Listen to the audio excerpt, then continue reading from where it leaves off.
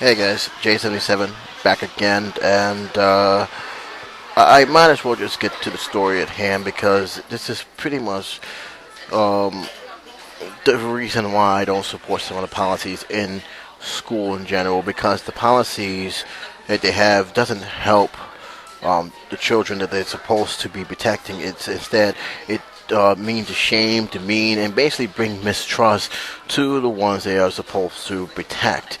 And in the case of this doesn't surprise me. Simply put, I will leave a link to the full story, but here how it goes. A 9-year-old Colorado girl who shaved her head to show support for a friend who is battling a very serious rare form of cancer was banned because of her baldness.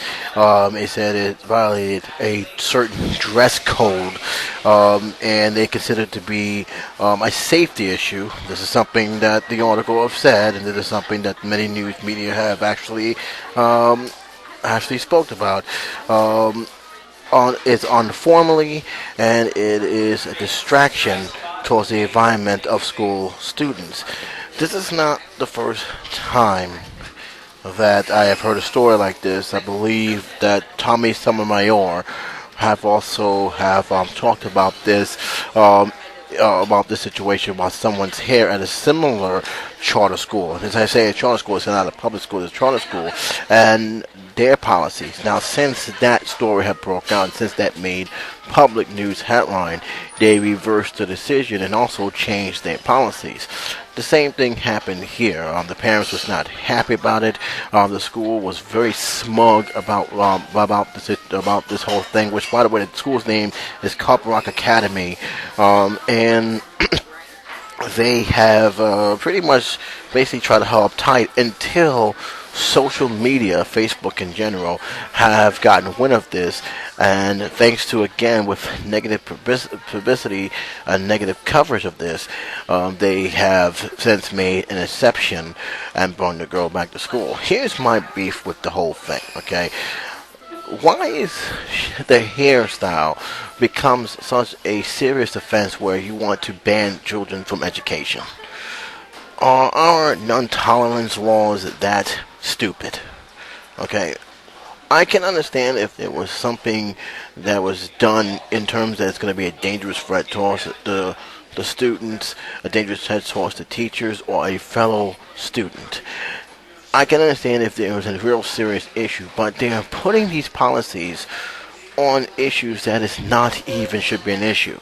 First off, baldness between females should never be considered as a shame factor. In fact, in many other countries, baldness is a sign of cleanliness and also a sign of their culture as well as their religious beliefs. And so, especially with certain hairstyles in terms of braids, dreads, there is something that is a more of a connection or a cultural connection towards the individual. It's not just a what's the hairstyle for the day. I can understand the uniform dress code. When certain schools, especially private schools, they do have uniform dress codes, and you have to act accordingly towards the uniform dress code. But a hairstyle should not be one of them, and this especially should not be one of them. And again, it really sends a negative message about how a person should look. Are you saying that this girl is inappropriately dressed because she decided to shave her head? Are you serious?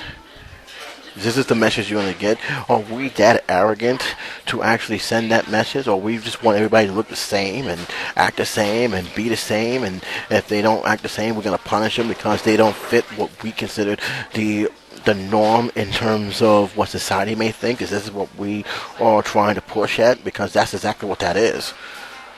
And again, this is not the first time a child was kicked out, even after the fact that she had her braids, and it was to the point where she felt embarrassed. And this is something that I think the administrators are failing to realize. When you throw kids out of school, first of all, she shouldn't have been banned from school to begin with.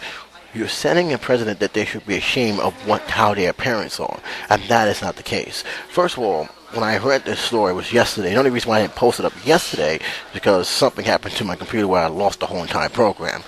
But when I heard about this story, I just couldn't understand how this school actually thought this was this was going to be a good idea. And even though it says here that they have a detail of the dress code policies, why is the hair part of that policy? I can understand the dress code being with a uniform, you have to wear a certain uniform. That goes with most of the private schools, even some of the public schools who are implementing their own dress code in terms of school uniforms. Again, I don't have no beef with that, but hairstyles, I'm sorry, there's something wrong with that situation, especially when it's not a distraction. It's not. Now again, they have reversed their decisions, but to me, somebody needs to really sit down and look at these policies and ask themselves, is this helpful? Because here's the thing: you throwing a kid out for something that is not even violent, that is not even considered to be a serious incident, and many parents, as well as people who are also in these charter schools, are pointing out you can't just keep making policies, these zero tolerance policies, over the dumbest things.